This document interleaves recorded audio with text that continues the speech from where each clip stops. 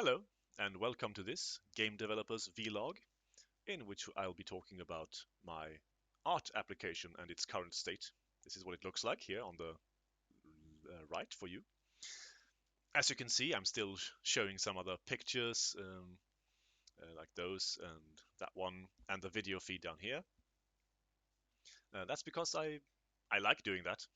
I like to show you some of my paintings and interesting places. This one is from Tokyo.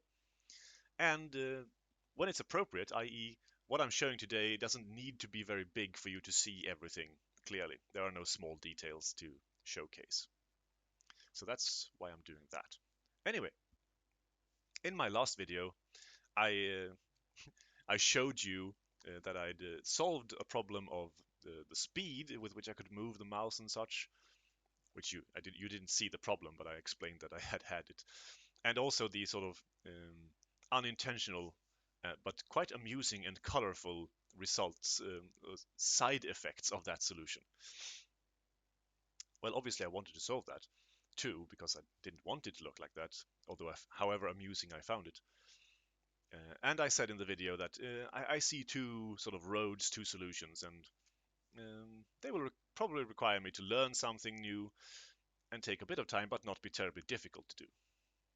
Well, as I went to sleep, I thought a bit further about it. I came up with two things that were in line with the things I'd already attempted, but which I hadn't tried yet. I slept on it, woke up, and immediately discarded one of those two ideas as ridiculous. It was basically just a rehash of what I'd done. But the second one seemed more promising, because I didn't quite know how how the program would look, so to speak, be translated for the computer if I used it. So I went up, tried it, which only meant changing a line of code a little bit, and immediately it worked as intended, which is so rare that I was taken aback. I thought, wow, really? My program looks just like I wanted to. That was delightful. So anyway, yeah, I solved that problem. It works fine. You can see I can move the mouse around here just fine. The program looks basically like it should last time, but I've also added this white border. I'll talk more about that later. Well, now in point of fact. Now I'll talk about the things I've done, what you can do in this program now. When you last saw it, I had just added provisionary features that were there to support the ability to draw in program. Now I have added that feature, so let me show you. I can move the mouse around, obviously, and I can click and leave a mark the size of my mouse pointer. I can also click and drag and leave a line. It's not super smooth. If I move my mouse pointer very fast, you'll see that it leaves a disjointed line of dots. Optimally, it would still leave an even line, but I don't think even in the best drawing programs you can follow the mouse if you move it at at maximum speed. Uh, this is quite sensitive. I don't need to move it very fast for it to start leaving such dotted lines, but I'm okay with it. That's probably not going to be the main way that you draw in this in this program anyway. Actually drawing fine lines with the mouse is very difficult. I recently heard of a person who does do it. Don't know how good they are at it though.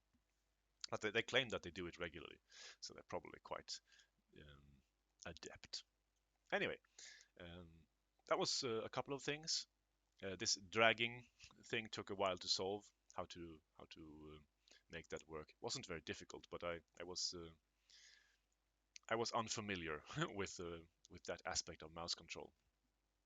Anyway, beyond that, I also added the feature to save a picture, because obviously you need to be able to do that to reuse your art, show it again and such. Now, because I am the way that I am, I devised my own image file pattern. So you won't be able to look at these pictures in anything but my programs at the moment. I will very likely add a feature to save them as a traditional file format, most likely a bitmap. But that's not a priority right now. It perhaps will become later.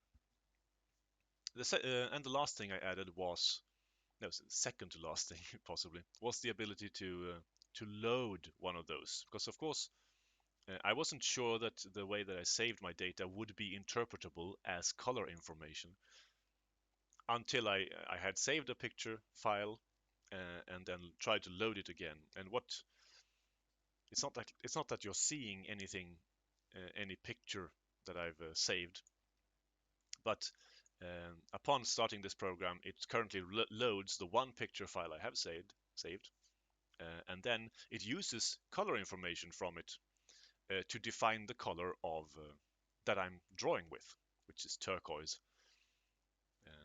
That is not sort of hard coded in the program. All the other colors, i.e. the white and the black that you see, they are hard coded. And actually the color of the mouse, which is the same as the one I'm drawing with, but it's taken from a different place. It's taken from the source code itself, while the color of the marks that I'm leaving is taken from the image file. So I know that it works, and that's very pleasing. So today I'll be working on, or from now on, I'll be working on creating a few simple custom images to use for the graphical interface. The first thing I want to add is the ability to change the color that you're drawing with, obviously, because right now you can only draw with one color and one size. The mouse cursor isn't supposed to be this big. Maybe you want it to be, and you will be able to change it later on. But initially, it's just going to be a fixed, much smaller thing. The reason I have it this big is to be able to observe it, first of all, because I had I've ran into a few bugs where it doesn't quite draw the way I want it to. And it's convenient now that I want to show something to you. It's very big and clear, very obvious. Last thing is the white border. It's not so much a border as it is the default background color of the program. So actually, in fact, what it's doing right now, several times per second, it's just covering the whole screen in white.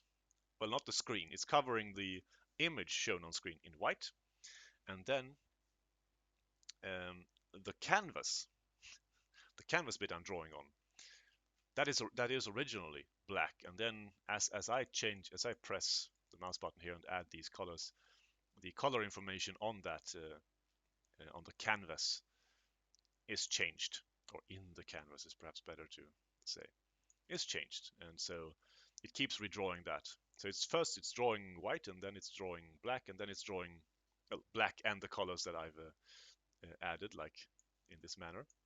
And then finally it draws the mouse, so that the mouse is always on top of everything else. I can move the mouse out into the white here. I can't draw there though. I need to be here inside the white border to be able to draw. And there will be a function in the program so you can choose how big your painting is, and many others, which I will detail in future vlogs.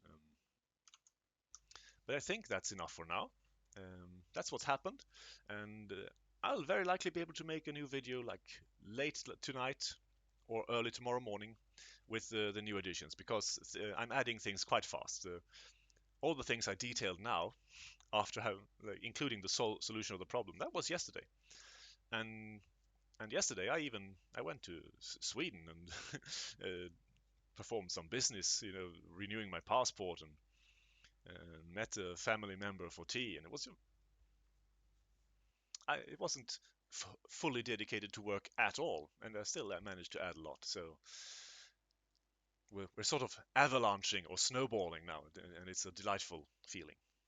With that, I wish you a good time of day, and goodbye.